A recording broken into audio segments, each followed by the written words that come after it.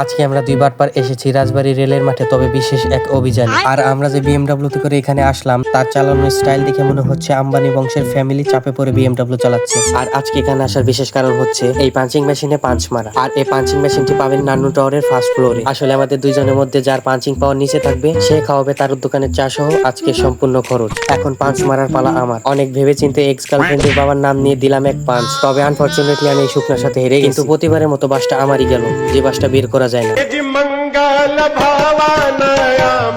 তাই আর দেরি না করে চলে এলাম তারু মামার কাছে। আর এখানে এসেও দেখলাম মামা অ্যাডাল্ট গাভীর দুধ দিয়ে চা বানায়, মানে প্রাপ্তবয়স্ক গাভী। আর এখন মামা যে পানি চায়ের কাপে ঢালছে সেটা হচ্ছে সাদিয়ার নানির রূপের আগুনে হিট হওয়া পানি, যা না দিলে চাকে চা মনে হয় না। আর এখন মামা যে জিনিসটি চায়ের কাপে দিচ্ছে সেটা হচ্ছে সৌদি আরবের মরুভূমির বালি, যা না দিলে চায়ের টেস্ট অপূর্ণ থেকে যায়। এইবার দুধের সমুদ্র থেকে প্রত্যেক গ্লাসে 1 ফোঁটা করে দুধ সম পরিমাণ দেওয়া হলো। আসলে চাটা বানানোর পিছনে সাদিয়ার নানির অবদান অসীম, তাই সাদিয়ার নানিকে টেস্ট করতে চাইলে অবশ্যই তারু মামার দোকানে চলে আসবে। এখন মামা পল্লী বিদ্যুতের খুঁটি চায়ের কাপে নামিয়ে আখিরি নাড়াচাড়া শুরু করে দিলেন। তবে চাটা দেওয়ার আগে মামা আমাকে একটু বেশি ভালোবাসলেন, মনে হয় পেয়ারি সমাজ গেই। তো আজকের মতো এখানেই। আর হ্যাঁ, ধন্যবাদ সাদিয়ার নানি, টেস্ট আসলেই অনেক সুন্দর ছিল।